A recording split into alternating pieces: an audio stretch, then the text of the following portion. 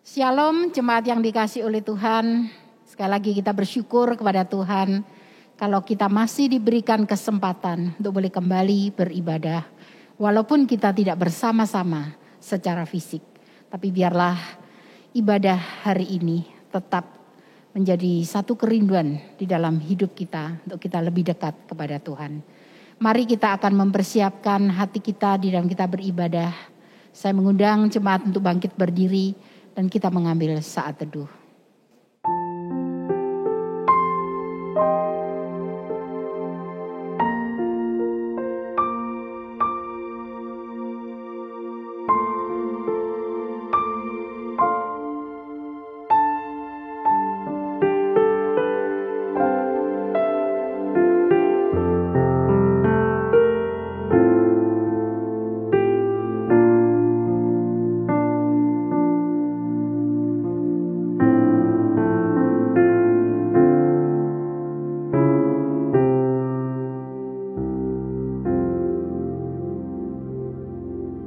Ibadah kita pada hari ini kita mulai di dalam nama Allah Bapa, Allah Putra, dan Allah Roh Kudus. Kiranya kasih karunia dan damai sejahtera dari Allah Tritunggal itu menyertai kita. Amin. Nama Yesus adalah nama yang termulia. Karena begitu mulia kasih dan pengorbanannya bagi kita. Dia patut menerima segala sembah dan pujian. Mari kita berseru untuk memuji namanya yang mulia.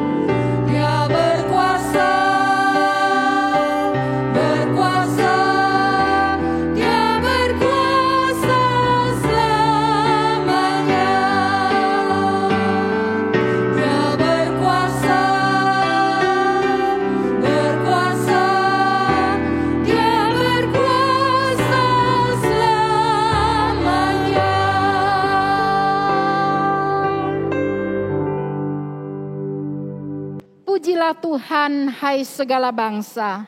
Megahkanlah dia, hai segala suku bangsa, sebab kasih-Nya hebat atas kita dan kesetiaan Tuhan untuk selama-lamanya. Haleluya. Mazmur 117 ayat yang pertama dan kedua. Jemaat dipersilahkan untuk duduk kembali. Bapak, Ibu, dan saudara yang dikasihi oleh Tuhan, apakah yang menjadi tujuan dan kerinduan di dalam hidup kita? Apakah tujuan dan kerinduan hidup kita itu sama dengan apa yang menjadi tujuan dan kerinduan Allah bagi kita? Tuhan mau kita semua belajar dan berusaha untuk menjadi serupa dengan Dia. Marilah kita berkata, Tuhan, ubah hatiku seperti diri-Mu, karena Engkau adalah penjunan hidupku.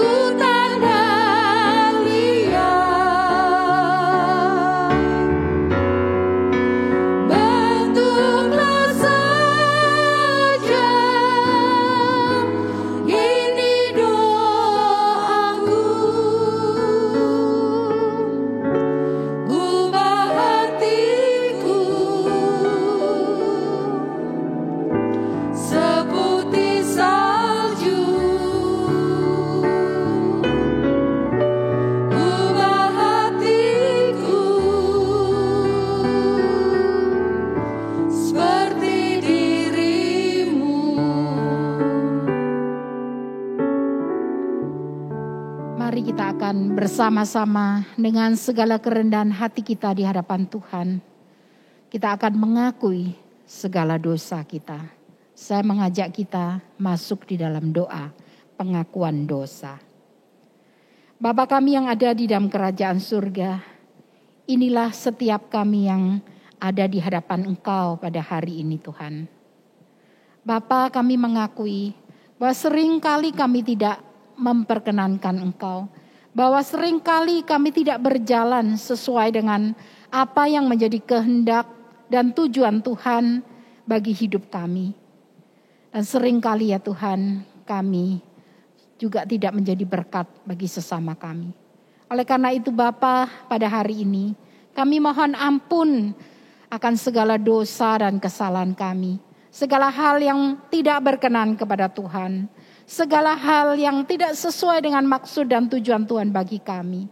Bapa, kami mohon Kiranya belas kasihan-Mu, kemurahan-Mu boleh Engkau nyatakan di dalam hidup kami, di mana Engkau mengampuni kami. Dan kami yakin dan percaya ya Tuhan, ketika kami memohonkan semuanya ini dengan segenap hati kami dan dengan segala kerendahan hati, Engkau mengampuni kami. Dan biarlah sebagai orang-orang yang terus mengalami anugerah Tuhan di dalam hidup kami boleh terus bertumbuh, menjadi serupa dengan Engkau, menyerahkan hidup kami untuk dibentuk oleh Tuhan. Sebab dengan demikian, maksud dan tujuan Tuhan bagi hidup kami boleh tergenapi. Terima kasih ya Tuhan untuk anugerah pengampunan-Mu bagi kami semua. Di dalam nama Yesus kami berdoa. Amin. Berita anugerah bagi setiap kita yang sudah diampuni dosanya oleh Tuhan terambil dari Mazmur pasal 32 ayat yang kelima. Demikian bunyi firman Tuhan.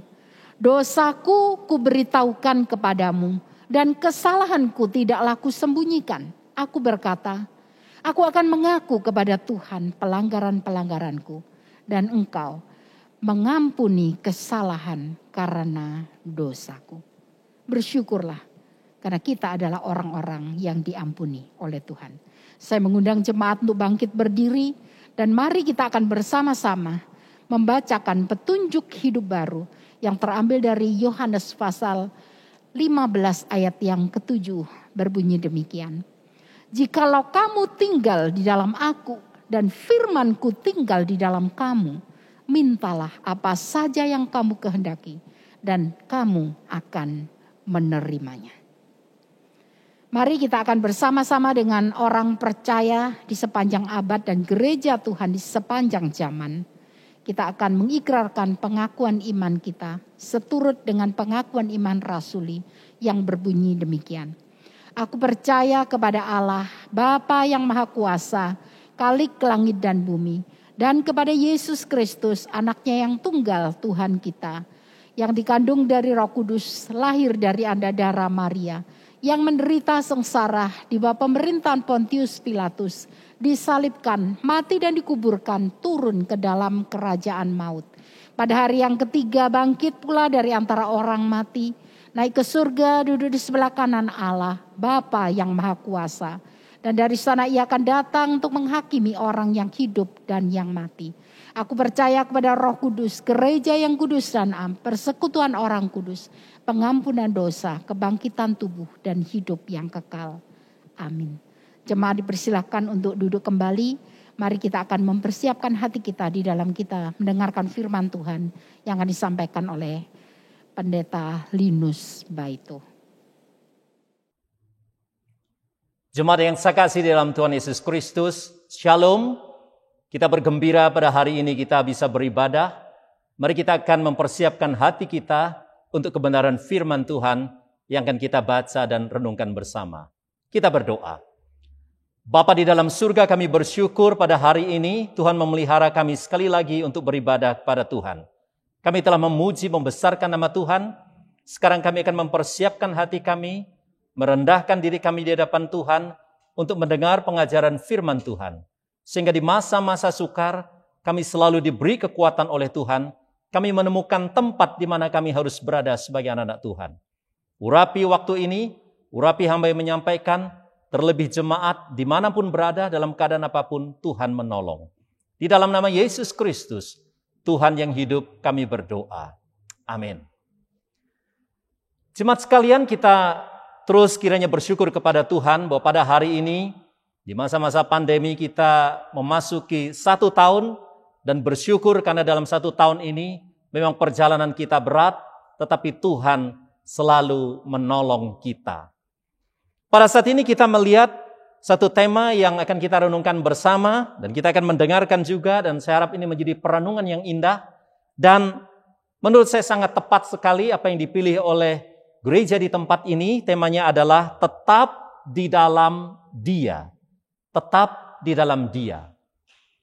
Mengingat hal ini, saya teringat bahwa kita sekarang berada di dalam satu situasi di mana ledakan informasi, juga teknologi komunikasi, bahkan ledakan sarana transportasi luar biasa. Semuanya mau terakses dengan cepat. Semua hal yang kita lakukan harus cepat dan tepat dan akurat.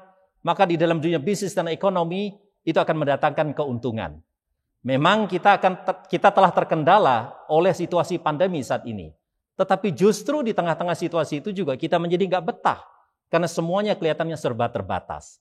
Nah, ini menjadi tantangan bagi kita sekalian.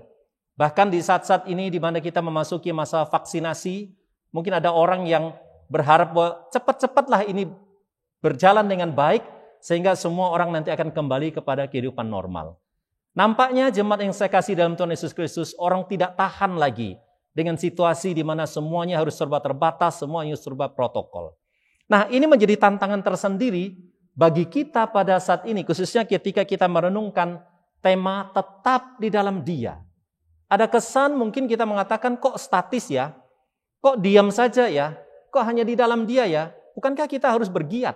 Bukankah kita harus mencari segala sesuatu dan cepat jalan keluar? Tetapi mari saya ingin mengajak kita bersama-sama melihat firman Tuhan pada saat ini, bahwa ini adalah suatu keadaan di mana kita akan tetap di dalam satu lingkungan yang baru, habitat yang baru.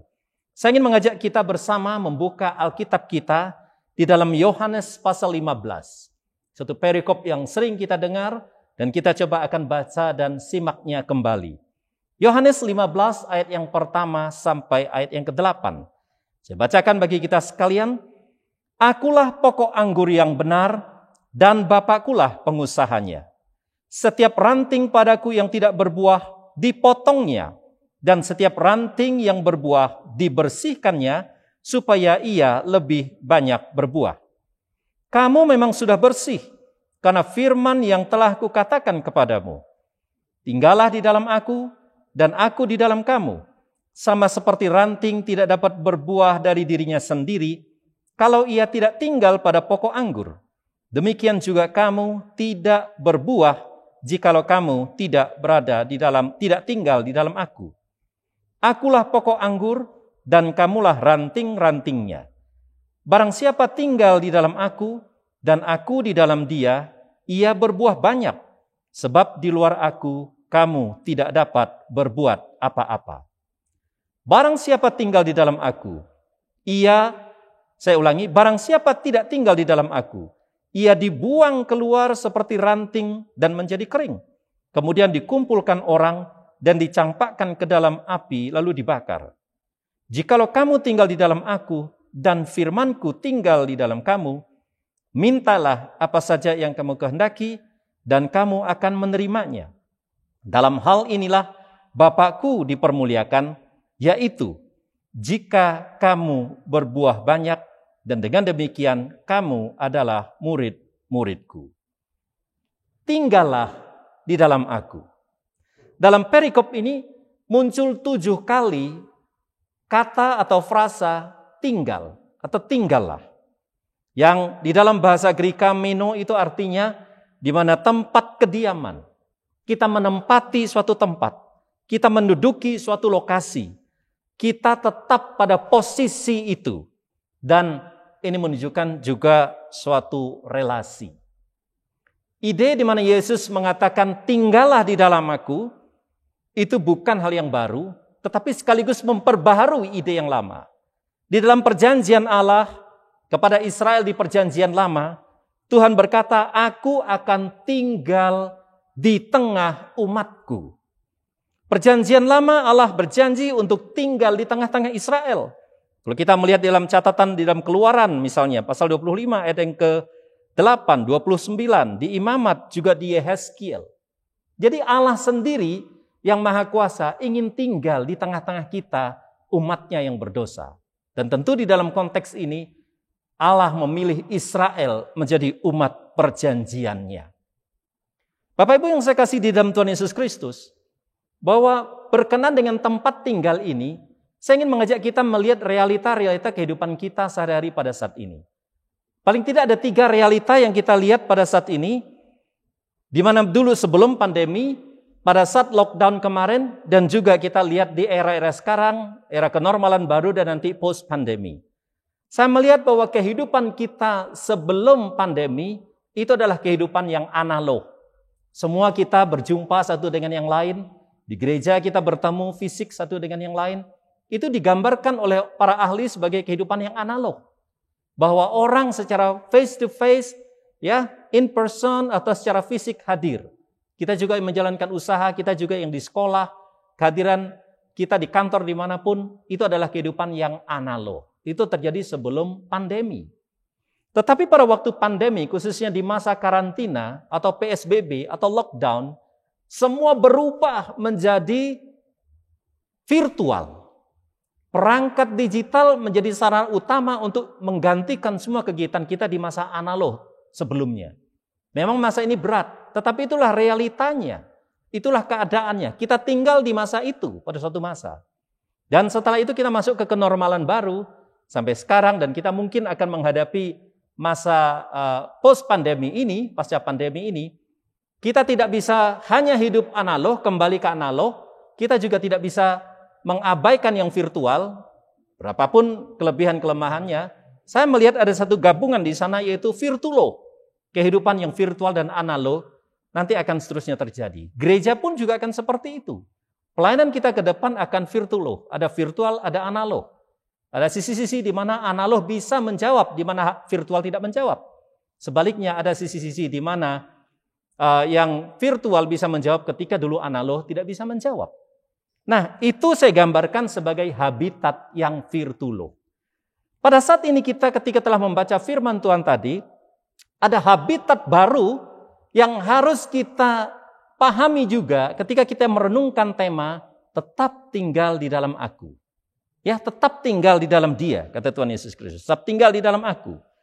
Yaitu habitatnya, yang pertama, ayat yang pertama sampai yang ketiga, yang saya sebut dengan habitat kebenaran. Bukan hanya habitat virtual. Nanti bentuknya apapun kita melakukan pelayanan, boleh-boleh saja. Mau tetap yang virtual, mau tetap yang analog, mau gabung, itu sah-sah saja. Tetapi sekarang kita melihat habitat kebenaran yang Tuhan Yesus tawarkan bagi kita. Ayat pertama sampai yang ketiga itu Tuhan Yesus berbicara tentang kesatuannya dengan Bapa. Nah, kalau kita melihat kata meno tadi adalah satu keadaan, dia menduduki satu tempat, Yesus dan Bapa, keadaannya adalah satu keberadaan ilahi. Dia adalah Tuhan yang sama. Memang dikatakan di sana Yesus adalah pokok anggur yang benar. Dia adalah pokok anggur yang benar. Bapanya dikatakan di situ adalah pengusahanya yang benar. Jemaat yang saya kasih dalam Tuhan Yesus Kristus, ketika Yesus disebutkan sebagai pokok anggur yang benar, saya lebih prefer kepada pemahaman Agustinus yang menyatakan bahwa pernyataan Yesus ini merupakan kontras dari keadaan bangsa Israel, di mana suatu masa Israel itu pernah diangkat oleh Tuhan, digambarkan, dimetaforakan oleh Tuhan sebagai pokok anggur. Tetapi mereka pada suatu masa menjadi anggur yang berubah menjadi anggur yang busuk dan menjadi anggur yang liar. Sehingga ini ada satu perbandingan di dalam Yeremia pasal 2 ayat 21 misalnya. Nah, ketika Yesus mengatakan akulah pokok anggur yang benar, itu menandakan bahwa yang lama yang sudah busuk, yang lama yang sudah liar, sudah tergantikan di dalam aku, kata Yesus Kristus. Jemaat yang saya kasih dalam Tuhan Yesus Kristus, mari kita lihat realita kehidupan di masa sekarang. Apakah kita hidup di dalam suatu habitat, di dalam satu lingkungan tempat tinggal, di dalam satu keadaan yang benar? Kuncinya apa? Cara ngaksesnya bagaimana? Cara ngeceknya seperti apa? Saya mengamati begini, ada ketegangan di dunia pada masa sekarang. Yaitu ada sekelompok orang, katakanlah seperti orang yang bernama Gustav Flaubert. Dia adalah seorang novelis dari Prancis yang hidup pada tahun 1821 hingga 1880. Dia mengatakan tidak ada kebenaran. Tidak ada kebenaran. Yang ada itu cuma opini. Setiap orang boleh beropini. Nah, ada banyak orang yang memiliki pemahaman seperti ini. Sudah, tidak ada kebenaran. Jadi jangan cari-cari kebenaran. Yang ada adalah opini setiap individu. Tetapi ada kelompok yang lain yang tidak terlalu sepaham dengan si Gustav ini. Dia mengatakan ada. Tetapi kebenaran itu konstruktif. Tergantung nanti setiap orang secara beragam-ragam membentuknya. Mengkonstruksi secara logis. Dan akhirnya dalam filsafatnya dan juga membentuk pengalaman baru. Sehingga semuanya itu diterima sebagai kebenaran. Ketika saya membicarakan bagian ini tentang habitat kebenaran. Bahwa Yesus menyatakan diri, akulah pokok anggur yang benar. kita diarahkan kepada satu keadaan, gereja Tuhan pada hari ini, diyakinkan dengan satu keyakinan, ada satu kebenaran yang mutlak, yaitu kebenaran dari Allah sendiri. Yang saya sebut di sini sebagai revelational truth, ya, kebenaran yang diwahyukan atau yang terwahyukan. Di dalam Samuel kita menemukan 2 Samuel pasal 7 ayat yang ke-28. Segala firman-Mu adalah kebenaran. Di dalam Yesaya 45, dari mulutku akan keluar kebenaran, kata Tuhan. Di dalam Yohanes pasal 17, firman-Mu itu adalah kebenaran. Di dalam Efesus 1 ayat yang ke-13 dan Kolose 1 ayat yang ke-5, Paulus juga menyaksikan Injil, Gospel of Christ, itu adalah kebenaran. Semuanya ini wahyu. Jemaat yang saya kasih di dalam Tuhan Yesus Kristus. Di masa-masa kita berkecimpung banyak dengan dunia digital, medsos, dan lain-lain, tentu kita menjumpai ada banyak berita-berita hoax selain berita-berita yang sebenarnya. Agak sulit kita membedakan hari-hari ini. Bahkan kita juga bisa mereka hal apapun, seolah kelihatan benar karena menarik. Hari ini, mari kita bersama-sama menanya diri kita masing-masing. Apakah kita sudah tinggal di dalam habitat kebenaran? Yaitu di mana kita menjadikan firman Allah adalah kebenaran. Alkitab sendiri menyatakan hal itu. Dan kita memiliki relasi dengan Allah melalui Yesus Kristus. Karena Dia adalah pokok anggur yang benar. Kita adalah rantingnya. Apabila kita bersama dengan Kristus, kita berada di dalam satu habitat. Yaitu habitat yang pertama tadi adalah habitat kebenaran. Selanjutnya habitat apa lagi yang kita bisa temukan di sini? Di dalam ayat yang ke-4 sampai ayat yang ke-6, itu adalah habitat produktif. Habitat produktif. Alkitab mencatat di sini bahwa semua ranting yang ada padaku yang telah dibersihkan akan berbuah, bahkan akan berbuah lebat. Kehidupan orang percaya, Bapak Ibu Saudara yang saya kasih dalam Tuhan Yesus Kristus, dirancang oleh Tuhan Allah untuk menghasilkan buah atau berproduksi. Saya ulangi. Kehidupan orang percaya dirancang sedemikian rupa oleh Allah untuk berbuah atau menghasilkan produksi. Yang saya pakai istilah di situ habitare productum. Bagaimana rahasianya? Di dalam ayat ketiga kita melihat di sana kita perlu dikuduskan oleh firman Tuhan. Seperti ranting pada anggur dibersihkan, maka ia akan berbuah dan akan lebih banyak berbuah. Dan kita melihat ranting itu harus selalu menempel pada pokoknya, pada batang utamanya. Dia tidak dapat berbuah dari dirinya sendiri. Dan setelah itu kita meyakini janji Yesus. Jemaat, sungguh indah. Tuhan bukan hanya merancangkan, dia juga berjanji bahwa bagi kita yang bersekutu masuk di dalam habitat Tuhan, itu akan berbuah. Dan di dalam ayat yang keempat dikatakan, kita mengandalkan Tuhan selalu dan kita akan berbuah banyak. Di dalam ayat kelima lebih fantastik lagi, terus menerus secara berlimpah-limpah berbuah. Inilah satu desain Tuhan, suatu rancangan Tuhan, apabila kita menempati habitat di dalam Tuhan, hidup tinggal di dalam Tuhan, yaitu kita akan berproduksi, kita akan menghasilkan buah. Petani sangat senang melihat hasil ladangnya.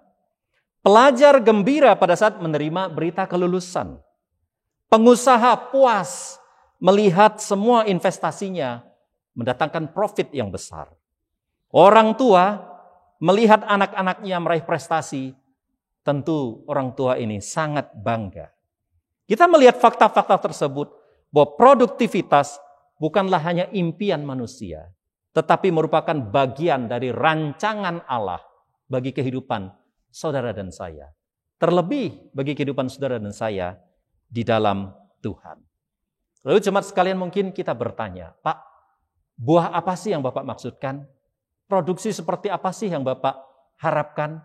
Alkitab mencatat, dan saya temukan ini juga dalam catatan Injil yang diucapkan oleh Yesus Kristus. Saya menemukan bahwa yang pertama, kita harus berbuah dari pengajaran kita. Berbuah dari pengajaran kita. Matius 7 ayat yang ke-17 sampai 19. Gereja memiliki tanggung jawab untuk mengajar. Adakah pengajaran-pengajaran yang kita berikan selama ini menghasilkan buah, di mana setiap orang hidup di dalam kebenaran dengan Kristus dan bersandar kepada Tuhan dalam firman-Nya. Bagaimana pengajaran kita sampai pada saat ini. Yang kedua, kita melihat bahwa buah itu berkaitan dengan pengaruh. Kalau kita baca di dalam Matius pasal yang ke-12 ayat 33 sampai 35. Di sana kita melihat bahwa apa yang ada dari seseorang, dari dalam seseorang itu yang akan keluar. Alkitab mengatakan tidak ada buah yang baik keluar dari pohon yang tidak baik. Demikian juga sebaliknya. Bahwa kehidupan kita berpengaruh terhadap banyak orang. Pengaruh apa yang sedang kita berikan kepada orang-orang di sekitar kita? Istri terhadap suami, suami terhadap istri, orang tua terhadap anak, anak terhadap orang tua. Demikian juga sebaliknya dalam lingkungan pekerjaan kita. Yang berikutnya buah apa lagi, Pak? Buah kebaikan, buah kebajikan. Titus pasal 3 ayat 14. Dan di dalam Galatia, lebih terkenal lagi. Galatia 6 ayat 22 dan 23. Firman Tuhan mengatakan, buah dari Roh Kudus. Ada 9 karakteristik. Hendaklah kita berbuah juga di dalam spiritual. Sehingga dikatakan kehidupan Kristen yang produktif itu dalam hal apa? Buah pengajaran, buah pengaruh, buah kebaikan, dan buah di dalam spiritualitas. Mari ketika kita mendengarkan firman Tuhan ini, cek diri kita masing-masing. Bagaimana dengan pengajaran kita? Bagaimana dengan pengaruh kita? Bagaimana dengan kebaikan kita? Dan bagaimana dengan kehidupan spiritualitas kita? Apakah sudah berbuah? Rancangan Tuhan bagi saudara dan saya adalah menjadi orang yang tinggal di dalam habitat yang produktif, yang berbuah. Yang terakhir, jemaat yang saya kasih dalam Tuhan Yesus Kristus, Tuhan Allah mengizinkan kita tinggal di dalam habitat kemuliaan. Habitat kemuliaan. Di dalam ayat 7 sampai ayat yang ke-8, habitare gloria. Ayat-ayat ini berbicara tentang relasi kesatuan. Kalau yang pertama tadi, habitat kebenaran relasi Kristus dan Bapaknya. Yang kedua, habitat produktivitas relasi antara Kristus dengan murid-muridnya, itu orang-orang percaya. Kalau mereka tersambung, terhubung, murid-murid akan berproduksi luar biasa. Sekarang relasi di dalam satu habitat kemuliaan, 3 unsur ini. Yesus, murid-murid di dalam firman, di dalam Yesus Kristus, dan juga Bapa.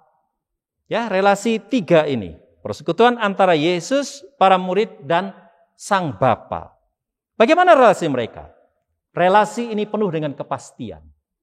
Saudara, hal ini menggembirakan saya.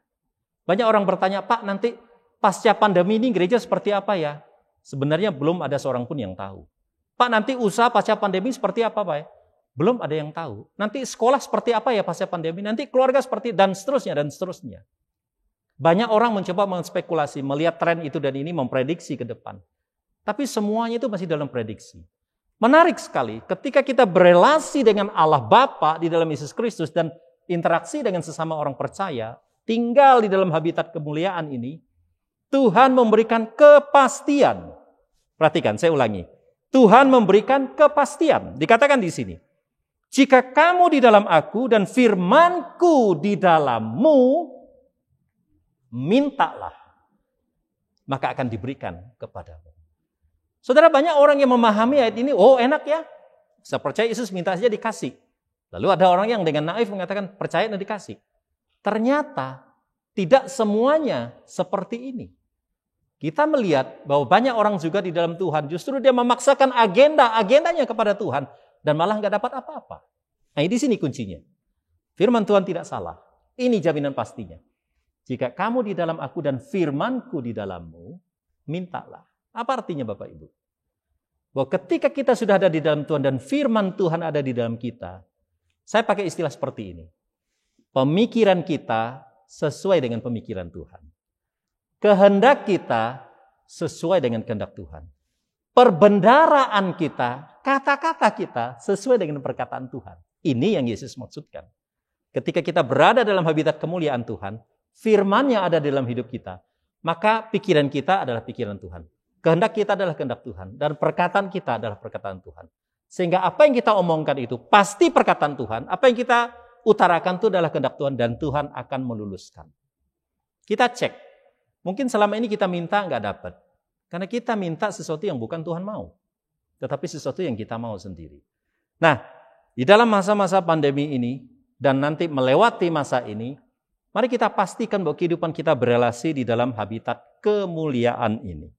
Bagaimana tingkatan relasinya? Saya mengulas sedikit bagi kita sekalian, yaitu yang pertama, relasi beriman. Tetap percaya dalam Yesus Kristus. Berikutnya, bertumbuh di dalam firman Tuhan. Selanjutnya, berkomunikasi. Tetap berdoa kepada Allah Bapa di dalam Tuhan Yesus Kristus. Dan akhirnya kita menghasilkan buah. Dan buah itu semakin banyak. Disitulah nama Tuhan dipermuliakan. Jemaat yang saya kasih dalam Tuhan Yesus Kristus. Mari kita merenungkan kebenaran firman Tuhan ini. Ada seorang yang bernama Barnes mengatakan, hidup dalam habitat kemuliaan Allah merupakan ekspresi dari seorang yang berdosa, yang mana kehidupan lamanya telah dipulihkan oleh Allah. Kini ia telah mengenakan karakter Allah dan berbuah dalam kebajikan, terus berlimpah. Dengan demikian, Allah Bapa dipermuliakan. Saudara, jemaat yang saya kasih dalam Tuhan Yesus Kristus, kita semua adalah orang-orang yang tadinya berdosa. Kita telah mengenal kebenaran. Dan akhirnya kita percaya kepada Tuhan dan menaruh hidup dalam Yesus. Akhirnya kita masuk kepada komunitas produktif. Jangan berhenti berbuah. Terus meneruslah berbuah. Kendati pun masa-masa sukar. Karena dengan demikian, kehidupan kita akan memuliakan Bapa yang di surga. Tema kita pada saat ini mengajak kita agar tetap tinggal di dalam Dia. Tinggal di dalam Tuhan. Tinggal di dalam Dia, kita sudah mendengarkan dalam hal apa saja? Di dalam habitat kebenaran. Di dalam habitat produktivitas. Di dalam habitat kemuliaan. Saya berdoa bagi saudara dan kita sekalian jemaat Tuhan terus dibangunkan oleh firman Allah. Dan mari kita sadar di mana posisi kita berada sekarang. Sedang berada di mana sekarang? Sudahkah kita sedang berada di dalam habitat kebenaran Allah? Sudahkah kita sekarang berada di dalam habitat kita terus bertumbuh, berbuah bagi kemuliaan Allah? Dan dengan demikian nama Tuhan dipermuliakan. Mari kita menaikkan syukur doa kita kepada Tuhan. Kita mohon pimpinan Tuhan. Bapa, tolonglah kami untuk memahami kebenaran firman-Mu ini. Dan biarlah kehidupan kami Tuhan di surga masuk di dalam habitat kebenaran-Mu. Tinggal juga di dalam habitat produktif di mana Tuhan mengizinkan kami berbuah. Dan akhirnya kami masuk di dalam habitat kemuliaan Allah. Dari hidup kami yang terus berbuah-buah di dalam Tuhan, kami akhirnya memuliakan nama Bapa.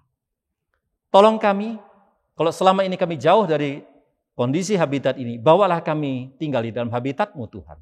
Sehingga dengan demikian, kehidupan kami semakin indah dan membesarkan nama-Mu. Berkati gereja ini, berkati semua upaya pelayanan di tempat ini, para hamba Tuhan, demikian juga rekan-rekan yang lain yang terlibat, Tuhan memberkati. Kami semua tinggal di dalam habitat yang Tuhan kehendaki. Dalam Yesus Kristus, kami berdoa. Haleluya. Amin. Berkat dan anugerah Tuhan terus mengalir di dalam kehidupan kita. Marilah kita mengucap syukur kepada Tuhan dengan memberikan persembahan sambil kita menyanyikan lagu Tak Hentinya Ku Puji Dia. Kita menyanyikan dengan penuh sukacita. Ada kidung dalam hatiku, bisikan manis Tuhan. Jangan takut ku besertamu, ku kan jaga hidupmu. Yesus, Yesus, Yesus, nama terindah.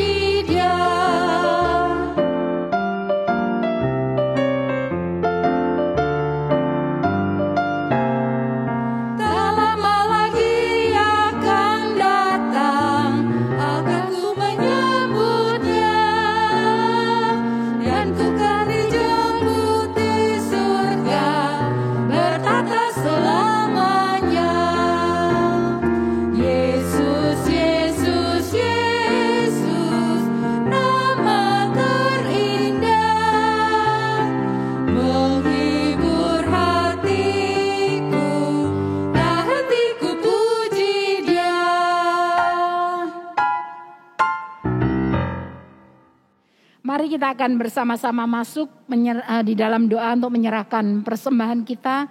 Sekaligus kita akan masuk di dalam doa syafaat. Saya akan memimpin di dalam doa. Mari kita berdoa. Bapa kami yang ada di dalam kerajaan surga, kami mengucap syukur untuk segala anugerah-Mu di dalam hidup kami, di mana Engkau sudah menyelamatkan kami dan Engkau terus memimpin hidup kami, memberkati kami, dan juga memberikan apa yang menjadi kebutuhan kami. Kami percaya Tuhan, Kau sangat mengasihi kami dan Kau tidak akan pernah meninggalkan kami.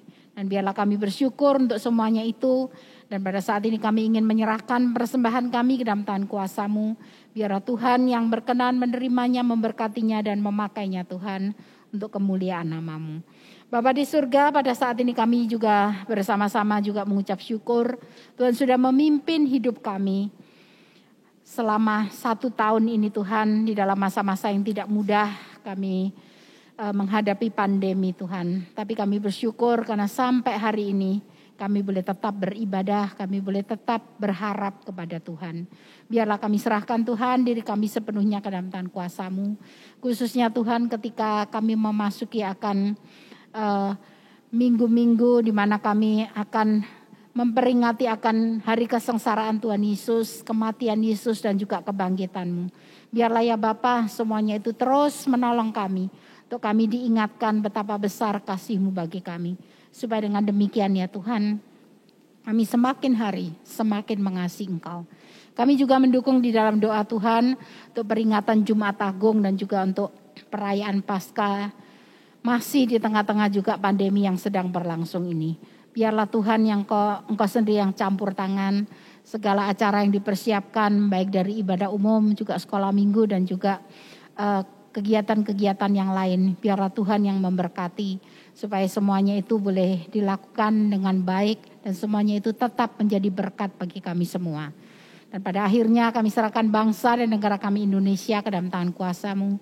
Tengah-tengah segala hal yang terus diupayakan untuk menyelesaikan akan pandemi ini. Demikian juga untuk bencana-bencana yang juga sedang berlangsung. Biarlah Engkau berikan hikmat kepada pemerintahan kami. Sehingga semuanya boleh diatasi dan diselesaikan dengan baik.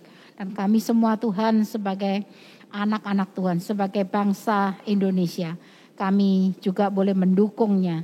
Dan kami boleh menaati segala yang dihimbaukan oleh pemerintah.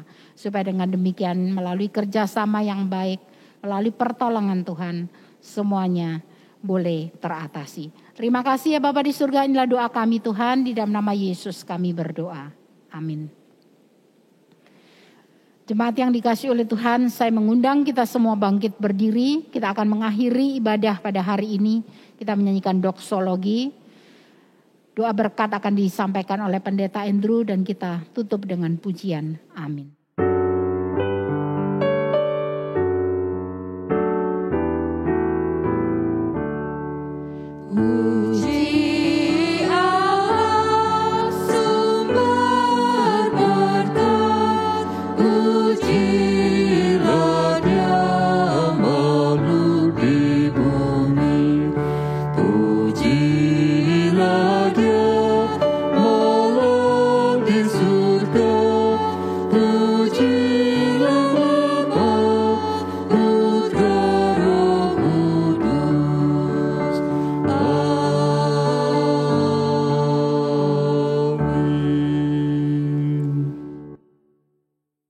Jemaat dikasihi oleh Tuhan, arahkan hatimu kepadanya dan terimalah berkat Tuhan.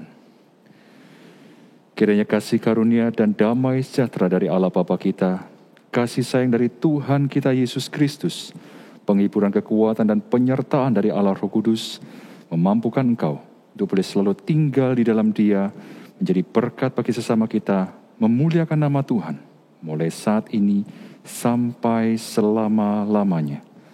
Amin.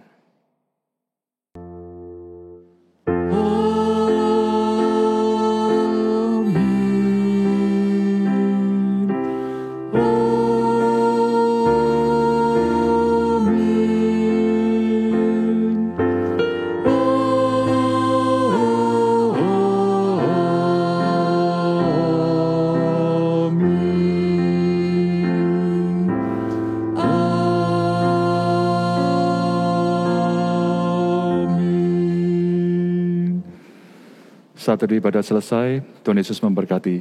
Selamat hidup tetap tinggal di dalam Dia.